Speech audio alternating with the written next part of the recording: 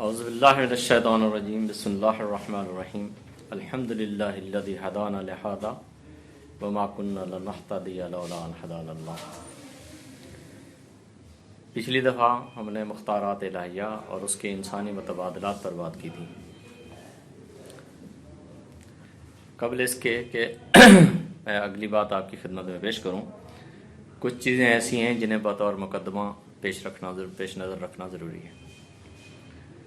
گزارش یہ ہے کہ ایک علم وہ ہوتا ہے جو انسان اپنی آنکھوں سے یا حواس خمسہ سے حاصل کرتا ہے۔ ایک علم وہ ہوتا ہے جو انسان کو اس لیے حاصل ہے کہ اللہ تعالیٰ نے اس کے اندر سمجھنے سننے کی صلاحیت پہلے سے رکھی ہوئی ہے، ساتھ سوچنے سمجھنے کی صلاحیت رکھی ہوئی ہے۔ جو علوم انسان کے شعور سے وابستہ ہوتے ہیں بلکہ خارج سے وابستہ نہیں ہیں، ان علوم کو معیاری علوم کہا جاتا ہے، نارمیٹو سائنس کہا جاتا ہے۔ نارمیٹو سائنس جیسے مثال کے طور پر آپ کو یہ علم ہے کہ اخلاق کس چیز کا نام ہے، قانون کسے کہتے ہیں، علم کیا چیز ہوتا ہے، یہ چیزیں ایسی ہوتی ہیں جن کا ادراک انسان کو بذات حاصل ہوتا ہے، اور معیاری علم کے لیے انسان خارج سے جا کر کسی سے تصدیق نہیں کروا رہا ہوتا، بلکہ ان کا خود بذات ہی اسے ادراک حاصل ہوتا ہے۔ اب آپ سے اگر کوئی پوچھنا چاہتا ہے کہ جناب کوئی کہے کہ 2 + 2 4 ہوتے ہیں، تو آپ جا کر باہر نہیں کسی سے تلاش کرنے کی کوشش کریں گے کہ جناب دیکھیں کہ 2 + 2 ملا کر 4 بنتے ہیں کہ نہیں بنتے۔ آپ کو بذات پتہ ہے کہ 2 + 2 4 ہوتے ہیں۔ اسی طرح سے یہ بھی آپ خود جانتے ہیں کہ ایمان کس چیز کا نام ہے اور علم کے درمیان فرق کیا ہے۔ ایمان نبی علیہ الصلوۃ والسلام پر آپ صلی اللہ علیہ وسلم کی بات کو سچ ماننے کا نام ہے، آپ نے جو کچھ فرمایا ہے اسے مان لینا ایمان ہے، اور علم اس کا نام ہے کہ انسان اپنے طور سے ادراک کرے کسی چیز کا۔ علم انسان کا ذاتی ادراک ہے، لیکن جو معیاری علم ہے وہ بھی انسان کا ذاتی ہی ادراک ہوتا ہے، لیکن وہ ایسا ادراک ہے جس کی تصدیق کے لیے انسان کو خارج سے جا کر اس کو ٹیسٹیفائی نہیں کرانا ہوتا کہ یہ بات اس طرح سے ہے کہ نہیں ہے۔ مثال کے طور پر میں آپ سے یہ پوچھوں اگر کہ جو سچ ہوتا ہے یا شرم و حیا ہے، یہ شرم و حیا ارادے کی صفت ہے یا عمل کا نام ہے، تو ہر انسان کو پتا ہے کہ یہ ارادے کی صفت ہے۔ ایسی نیت جو سچ کے لیے بنی ہے، وہ جو سچ بول رہی ہے تو وہ سچ ہے۔ جس نیت کے ساتھ سچ وابستہ نہیں ہے وہ سچ نہیں ہے۔ ایک بندے کی نیت نہیں ہے سچ بولنے کی، سچ بول رہا ہو تو بھی ہم اسے اخلاقی طور پر سچ نہیں کہیں گے۔ اب مجھے اس بات کی تصدیق کے لیے کہ سچ وہی ہوتا ہے جسے نیت کے ساتھ بولا جاتا ہے، سچ بولنے کی نیت کے ساتھ جو سچ بولا جاتا ہے وہی سچ ہوتا ہے۔ اب مجھے اس بات کو سمجھنے کے لیے یا اس بات کی تصدیق کے لیے کسی جیسے جا کر پوچھنا نہیں ہے۔ یہ چیزیں وہ ہیں جسے کہا جاتا ہے کہ یہ معیاری علم ہے۔ معیاری علم انسان کو ان کا ادراک بذات ہوتا ہے، اور جو واقعی علم ہوتا ہے اس کے لیے ہم جو دعویٰ کر رہے ہوتے ہیں اس کی جا کے تصدیق خارج سے کرتے ہیں۔ مثال کے طور پر اگر سائنس نے کوئی کلیم کیا ہے کہ جی فلاں بات اس طرح سے ہے، فلاں چیز کا کاز فلاں چیز ہے، تو آپ جا کر اس کو ٹیسٹیفائی کریں گے۔ اگر وہ واقعتاً اس کا کاز ہے تو پتہ چل جائے گا کاز ہے، نہیں ہوگا تو نہیں ہوگا۔ لیکن علم کسی خیال کا نام نہیں ہوتا، محض مفروضوں پر نہیں مبنی ہوتا۔ علم حقیقت ہوتا ہے، اور حقیقت کا عرفان ہے اس طرح سے جس طرح سے حقیقت ہے۔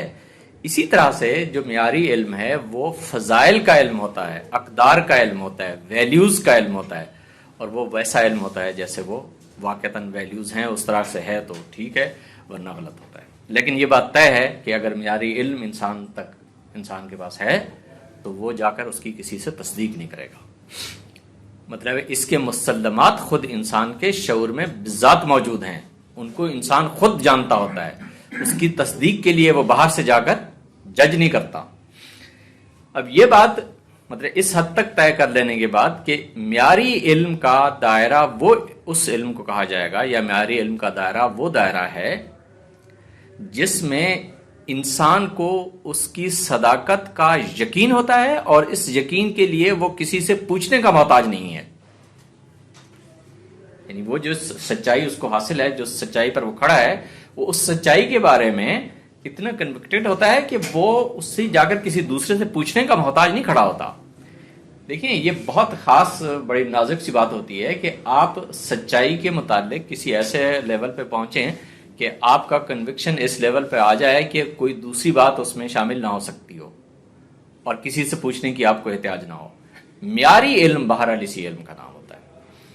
آج جس چیز کو ہم موضوع بحث بنانا چاہ رہے ہیں وہ ہے مختارات الہیہ کا ہی تصور ہے کہ مختارات الہیہ اللہ تبارک و تعالی کی یا وہ ڈیوائن سلیکشنز ہیں جنہیں اللہ نے خود سلیکٹ فرمایا ہے اور ہم سے یہ مطالبہ کیا ہے کہ انہیں قبول کر لو. ہمارے ہم سے اس کا مطالبہ، جیسے میں نے پچھلی دفعہ آپ سے گزارش کی تھی، جیسے ایمان بالغیب ہے، ایمان بالغیب کسی بھی انسان کا اپنے طور سے وضع کردہ تصور نہیں ہے. ایمان بالغیب قرآن مجید میں نبی علیہ الصلوۃ والسلام سے ہمیں جو معلوم ہوا ہے وہ یہ ہے کہ رسول اللہ صلی اللہ علیہ وسلم نے فرمایا میں اللہ کا نبی ہوں، تو آپ مان لو اللہ کے نبی ہیں. آپ صلی اللہ علیہ وسلم کی نبوت غیابت میں ہے، ہمارا ادراک نہیں ہے آپ صلی اللہ علیہ وسلم کی نبوت کا. ہم آپ صلی اللہ علیہ وسلم کو نہیں دیکھتے کہ آپ صلی اللہ علیہ وسلم کے پاس فرشتہ آ رہا ہے. یہ کہنا کہ میں اللہ کا نبی ہوں، آپ صلی اللہ علیہ وسلم کی نبوت پر ایمان لانا، جس طرح خود رسول اللہ صلی اللہ علیہ وسلم کے دور میں غیب تھا، علم بالغیب تھا، ایمان بالغیب تھا، بے عینی ہی آج یہ بات اتنا ہی ایمان بالغیب ہے.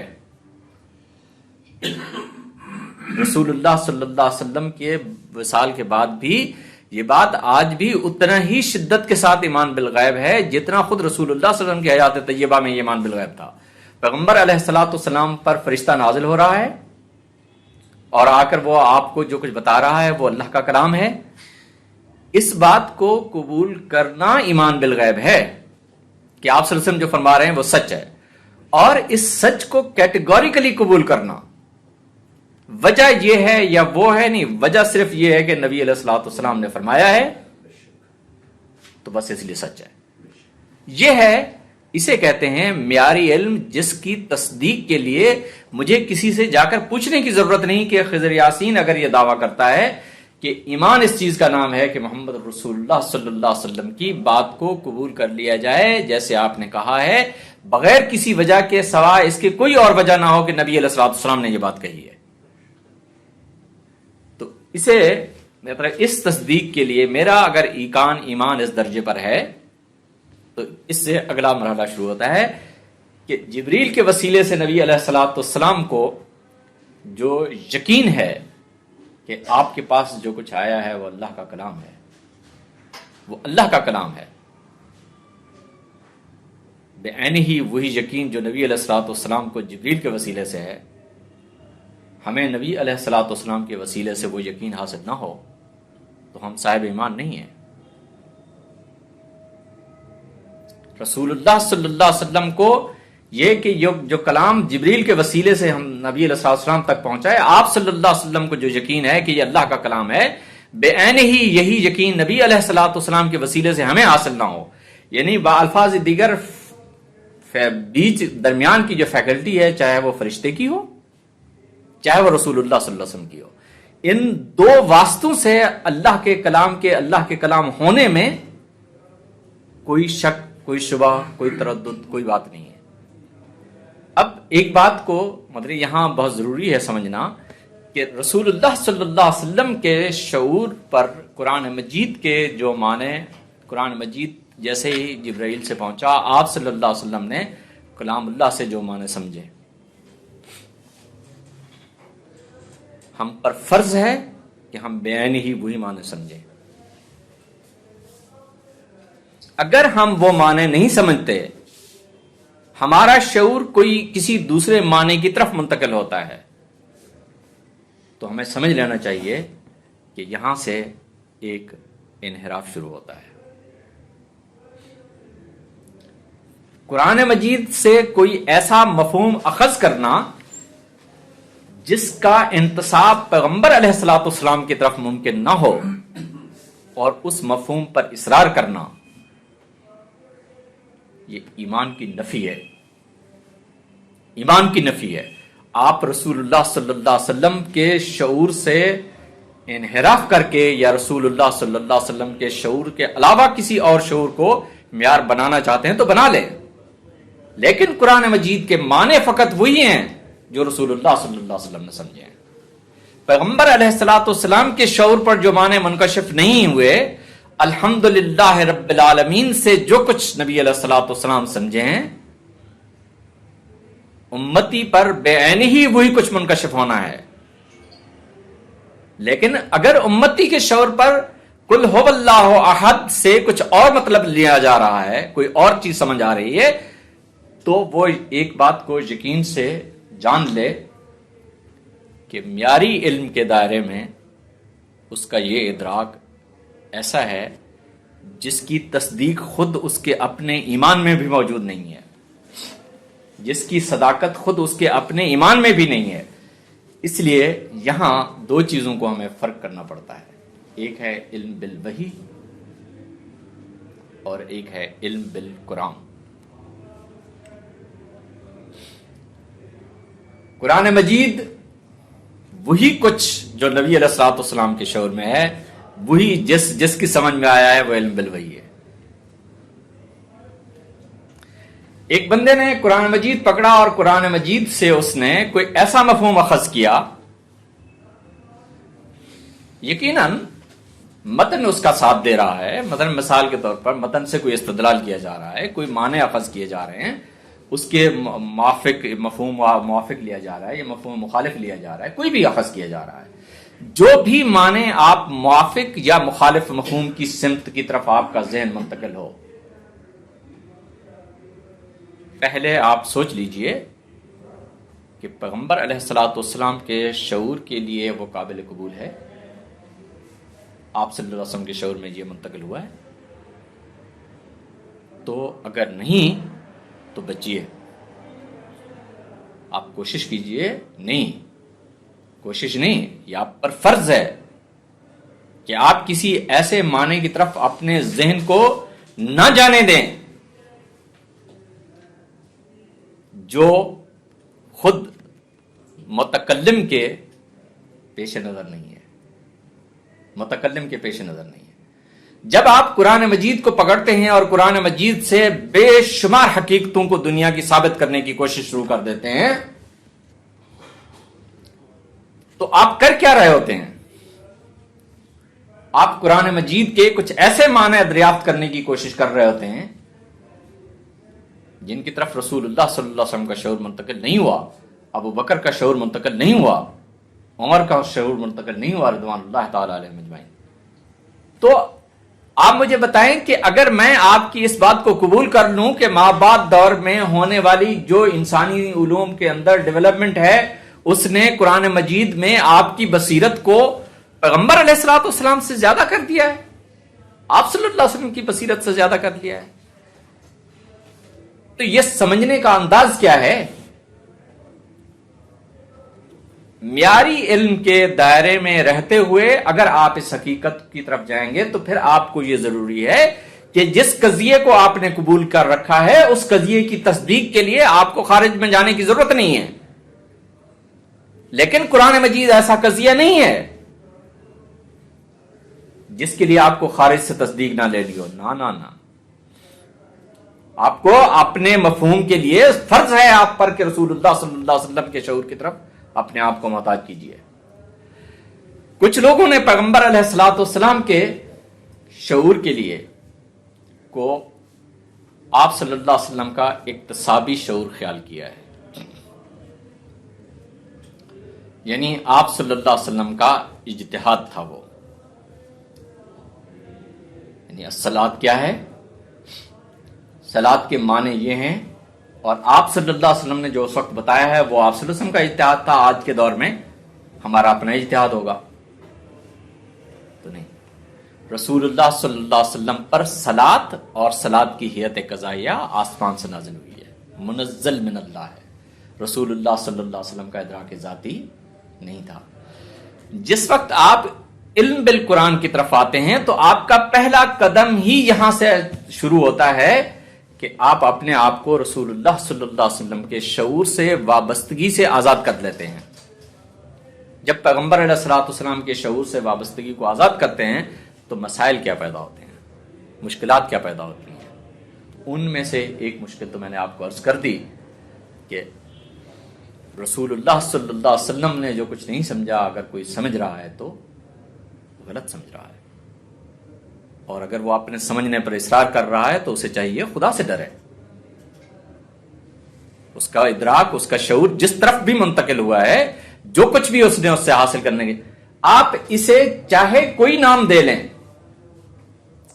آپ اس کو چاہے نام دے دیں کہ جناب یہ معنی کے اندر گہرائی پیدا ہوئی ہے، معنی کے اندر وسعت پیدا ہوئی، معنی کے اندر گہرائی، معنی کے اندر وسعت، یہ ساری کی ساری جتنی بھی ہیں علم بالوحی میں مشروط ہے نبی علیہ الصلوۃ والسلام کے ادراک کے ساتھ، نبی علیہ الصلوۃ والسلام کے شعور کے ساتھ. پیغمبر علیہ الصلوۃ والسلام کے شعور سے باہر اگر کسی کا شعور گیا ہے تو اس نے یقیناً غلط سمجھا ہے.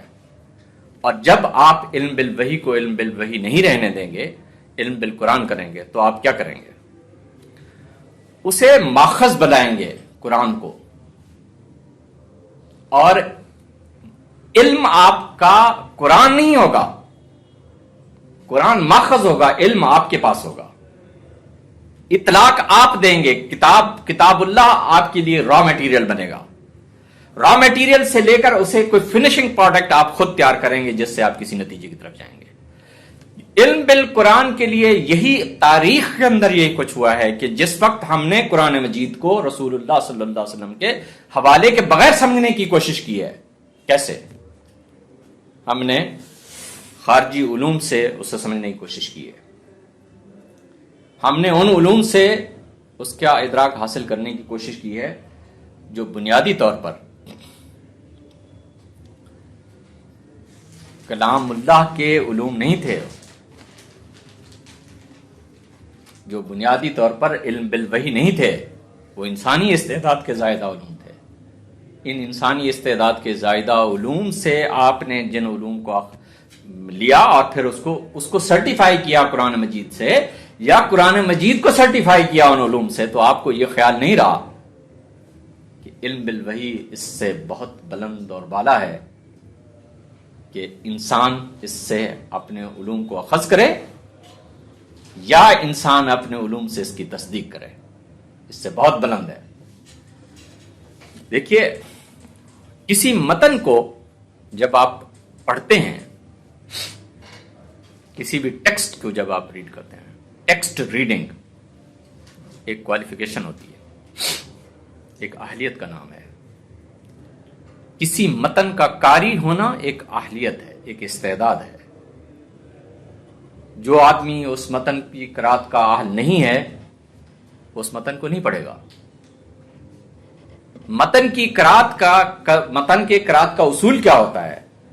متن ایک ذریعہ ہے مصنف کے مقصود کے ابلاغ کا. مقصود متن کے ذہن میں ہے، اس نے اپنے ذہن کے اس مفہوم کے ابلاغ کے لیے متن کو ذریعہ بنایا ہے، اور اس ذریعے سے اسی مفہوم کا انتقال کیا ہے اس ذہن میں جو متن کا قاری ہے. اب یہ تین چیزیں پیش نظر ہیں: مصنف، متن اور قاری. مصنف کے ذہن میں جو کچھ ہے وہ قاری کے ذہن میں منتقل ہوگا متن کے ذریعے سے. اگر قاری کے پیش نظر متن لکھنے والے مصنف کا مقصود پیش نظر نہ ہو، وہ اس سے کسی ایسے معنی کی طرف اپنے ذہن کو منتقل کرنا چاہے جو مصنف کے پیش نظر نہیں ہے، تو اس کا امکان تو موجود ہے، وہ ایسا کر تو سکتا ہے. الحمدللہ رب العالمین کو آپ پڑھتے ہوئے مثال کے طور پر یہ کہیں الحمد مبتدا ہے، للہ رب العالمین خبر ہے، تو مصنف تو یہ تو آپ کو نہیں بتانا چاہتا، لیکن آپ نے اپنے ذہن کو منتقل تو کر لیا ہے. جس وقت قاری متن کی قرات کرتے وقت متن کو اپنے مقصود کا ذریعہ بنائے بجائے اس کے کہ متن کے مقصود کا ذریعہ اسے سمجھے، اسے اپنے مقصود کا ذریعہ بنا دے گا، تو اب وہ متن کو استعمال کرے گا، متن کو یوز کرے گا، متن سے کچھ حاصل نہیں کرے گا. اب میری بات سمجھ رہے ہیں نا؟ متن کے جب آپ متن کی قرات کر رہے ہیں، کسی متن کو آپ پڑھ رہے ہیں، تو جب آپ کے پیش نظر متن کے ماتن کا مقصود ہے، اور ماتن کے مقصود کے لیے متن ایک میڈیم ہے، ذریعہ اور وسیلہ ہے. اگر آپ کے پیش نظر یہ بات نہیں ہے تو آپ ایسا کر سکتے ہیں کہ متن کو ماتن سے الگ کر دیں، ماتن کے مقصود سے ہٹا دیں، اور پھر متن کو اپنے ہاتھ میں لے لیں اور آپ اپنی مرضی سے اسے جو کچھ چاہیں استعمال کریں. اگر ماتن کا مقصود پیش نظر ہو اور متن کی قرات کی جائے تو ایسا متن الائیو ٹیکسٹ ہوتا ہے، زندہ متن ہوتا ہے، جس میں متن کی حیثیت اس مقصود کے ابلاغ کی ہے جو ماتن کے ذہن میں ہے. ایسی قرات، ریڈنگ، قرات متن جس میں متن صرف اور صرف مقصود کا ابلاغ ہے، ابلاغ کا وسیلہ ہے جو ماتن کے پیش نظر ہے. تو اب ایسی ریڈنگ متن کو الائیو رکھتی ہے، اور جب متن کو آپ ماتن کے مقصود سے ہٹا دیتے ہیں، آپ کے پیش نظر ماتن کا مقصود نہیں ہے، اب قاری کا اپنا مقصد ہے اور متن اس مقصد کے ابلاغ کا ذریعہ ہے. آپ نے دیکھا اپ سائڈ ڈاؤن ہو گئی ہے. وہاں متن کی قرات اس اصول سے کی جا رہی ہے کہ متن ذریعہ ہے ماتن کے مقصود کے ابلاغ کا. یہاں قاری متن کی قرات کر رہا ہے اور اسے استعمال کر رہا ہے اپنے مقصود کے لیے، اسے اپنا کوئی مقصد حاصل کرنا ہے، اس کے لیے واضح. دونوں صورتوں میں جس وقت متن کو ماتن کے مقصود کے علاوہ آپ اپنے مقصد کے لیے حاصل کریں گے تو اسے کہتے ہیں متن کو متحجر کرنا. فصلائزیشن ہوتی ہے، متن کو فصلائز کرنا ہوتا ہے. متن اس وقت فصلائز ہو جاتا ہے جس وقت آپ اسے ماتن کے مقصود سے ہٹا لیتے ہیں، یعنی ماتن کا مقصد آپ کے پیش نظر نہیں رہا. اب آپ ایک ایسی بات کر رہے ہیں جس میں ماتن کو مقصود نہیں ہے وہ آپ کو بتانا جو کچھ آپ جس نتیجے پہ آپ پہنچے ہیں. اب آپ متن کی قرات کریں گے، متن کو ریڈ کریں گے، لیکن اسے اپنے مقصد کے لیے استعمال کریں گے. قرآن مجید علم بالوحی کے طور پر، علم بالوحی، قرآن مجید سے علم بالوحی جنہوں نے حاصل کیا ہے ان کے شعور پر صرف وہی معنی منکشف ہوئے ہیں جو محمد رسول اللہ صلی اللہ علیہ وسلم کے لیے. جب کسی قاری نے قرآن مجید کو رسول اللہ صلی اللہ علیہ وسلم کے شعور سے مشروط نہیں کیا تو متن اس کے ہاتھ میں کھلونا تھا. اس نے متن کی ایک آیت لی اور اس پر اس نے 1 گھنٹہ گفتگو کی، یا اس پر اس نے 10 صفحات لکھ دیے. یہ جتنے 10 صفحات ہیں، یہ جو کچھ بھی لکھا جا رہا ہے، آپ غور فرمائیں، کیا یہ رسول اللہ صلی اللہ علیہ وسلم نے حاصل کیا تھا اس سے؟ کیا اللہ تعالیٰ کے مقصود، ابلاغ کا مقصود وہی تھا؟ اگر اللہ تعالیٰ کے یعنی مصنف کے پیش نظر اس مقصود کو بتانا ہے ہی نہیں جس مقصود کی طرف آپ کا ذہن منتقل ہوا ہے، تو قرآن مجید تو آپ کے ہاتھ میں ہے، اسے آپ کلام اللہ بھی سمجھتے ہیں، لیکن کلام اللہ کو اللہ کے مقصود کے ابلاغ کا ذریعہ تو آپ بنا نہیں رہے. آپ سمجھتے ہیں کہ وہ آپ کے ہاتھ میں ایک ایسی چیز آیا ہے جسے آپ کا جو دل چاہے اس سے معنی آپ اخذ کر لیں، آپ سے کوئی پوچھنے والا نہیں ہے. تو جن لوگوں کو ہاں قرآن علم بالوحی ہے، ان کے ہاں قرآن سے وہی کچھ حاصل کیا جا سکتا ہے جو نبی علیہ الصلوۃ والسلام کے شعور پر منکشف ہوا ہے. اور جن لوگوں نے قرآن مجید سے علم بالقرآن لیا ہے، انہوں نے قرآن مجید سے ایسا کچھ ثابت کرنے کی کوشش کی ہے جو پیغمبر علیہ الصلوۃ والسلام کے شعور پر بھی منکشف نہیں تھا. انا للہ و انا الیہ راجعون، کہ مسلمان کا ذہن قرآن مجید سے کسی ایسے معنی کی طرف منتقل ہو جس کا انتساب پیغمبر علیہ الصلوۃ والسلام کی طرف ممکن نہ ہو، تو مسلمان کو خدا کا خوف کھانا چاہیے.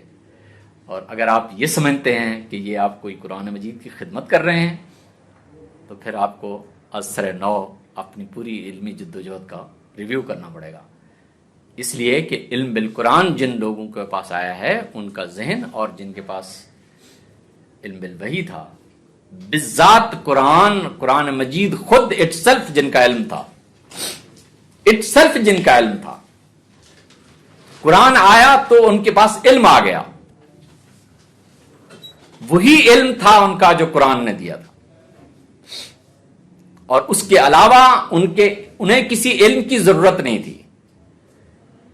کسی اور علم کو نے آ کر اسے نہ سرٹیفائی کرنا تھا، نہ اس نے کسی علم کو کی ضرورت محسوس کی. وہ خود اٹ سیلف علم بن کے آیا تھا.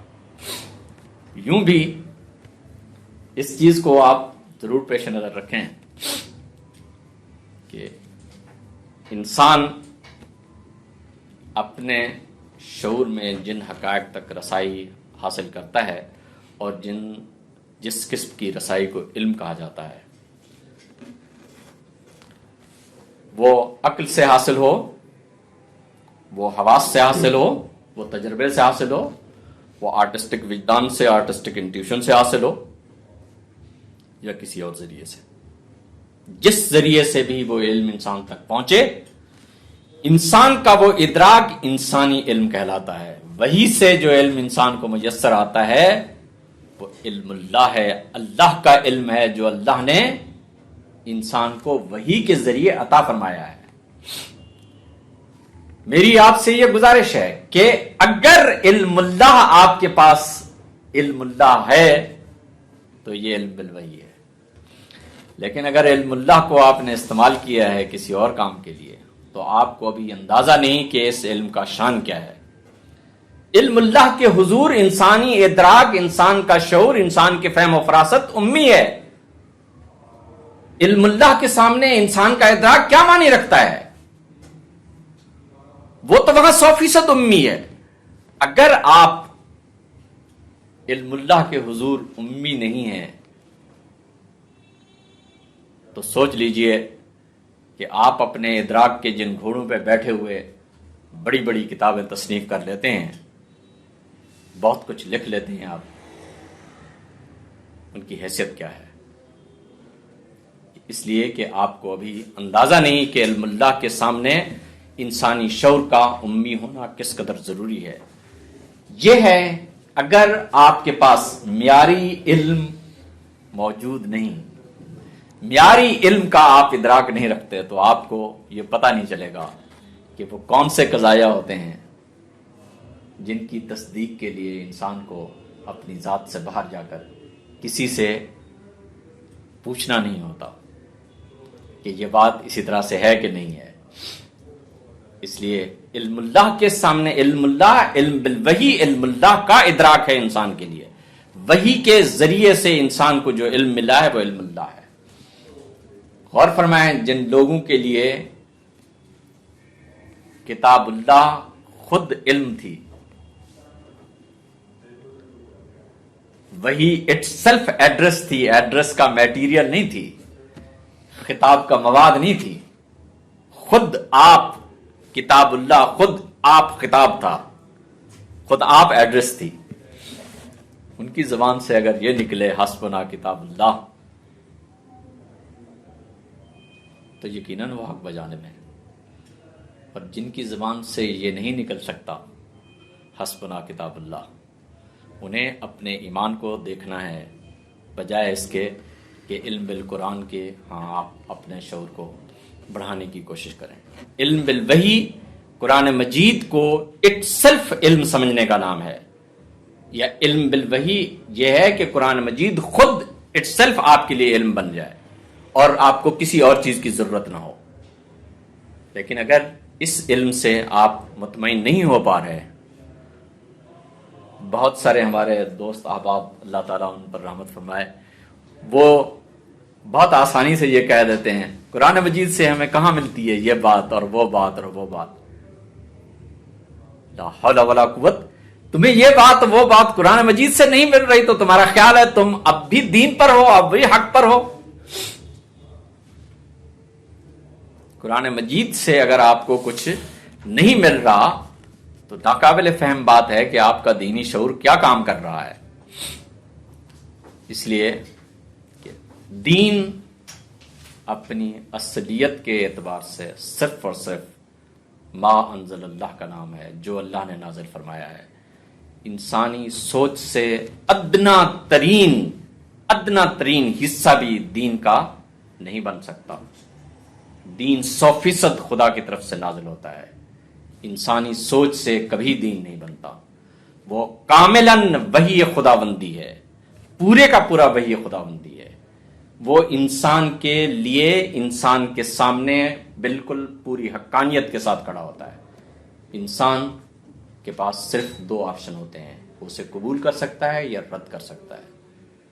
یہ تیسری راہ جو اختیار کی گئی ہے کہ اسے آپ نے استعمال کرنا ہے، اور اس سے آپ نے یہ اور وہ اور یہ اور وہ علوم آپ نے اخذ کرنے ہیں. یہ در حقیقت علم بالقرآن اور علم بالوحی کے فرق کو نہ سمجھنے کا نتیجہ ہے. اللہ تبارک و تعالی ہمیں حقیقت کو سمجھنے کی توفیق دے. والسلام علیکم ورحمۃ اللہ وبرکاتہ.